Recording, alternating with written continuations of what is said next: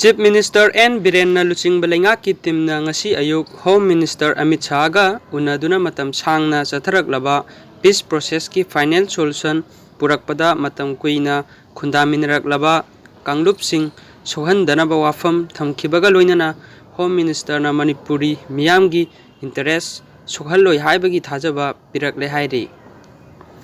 Speaker Y. Khemchan, Works and RD Minister T.H.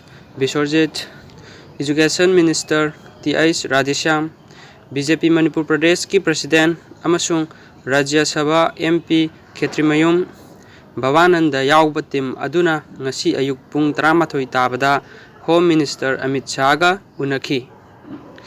Unaba aduda Union Home Minister Amit Shah na peace process ki waroi purakpada Manipur miyamgi interest sohalloi haina thajaba pirakhibani hairi.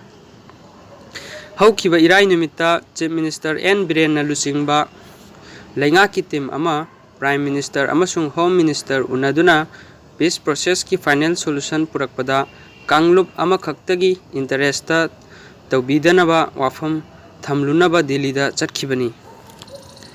Ngarang numidang unanaba thaurang tawbada leibaki oiba tongan-tonganba wafam singna maram oiduna thabak ka henna sinbadagi ngarang numidangi program cancel tawraga ngasi ayuk oina unakhibani hairi.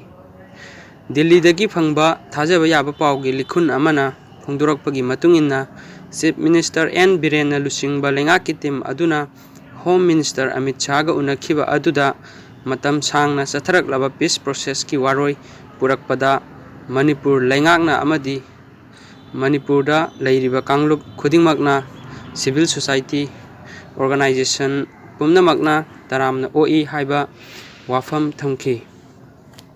Adubu October 18 da interlocutor RN Rabi ga NSNIM amasung NNPG ga wari sanakhiba adugi matung tarakpada Manipur gi miyamgi thamoida waroi purakpada kanglup amagi interesta Government of India na thabak tawrakadra haibagi langtaknaba hengalakli haiba wafam su Chief Minister N. Biren na lusingba lengaki team aduna Home Minister Amit Shah da thamki hairi. Pawgi likhun asina hai peace process ki waroi karamba maongda puraklagana phagadagi haibagi matangda Chief Minister N. Biren na lusingba lengaki team aduna Manipurda khundaminariba kanglup khudingmakki interesta yumpham oiba wafam kaya Home Minister Amit Shah da thamki.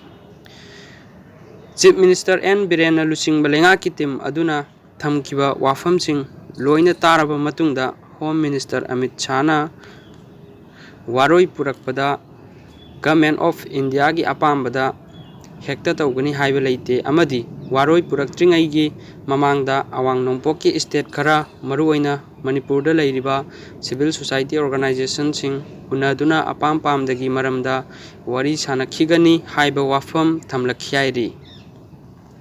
Panbayabadi Imphalda numit nini changna chathakhiba laingaki legislator singi mifamna stakeholder singa wari sanagani haiba wafam leirabana wari sanagadaba tha ama watlingaida waroigi wari sanakhiba aduda yaukhiba wafam sing state government ta yauhanlaknaba warep laukhibani. Manipurda leiriba miyam khudingmakki interest sokhalloi haibagi thajaba pirakhi haina Delhi dagi phangba paw asina makha tana phongdokli.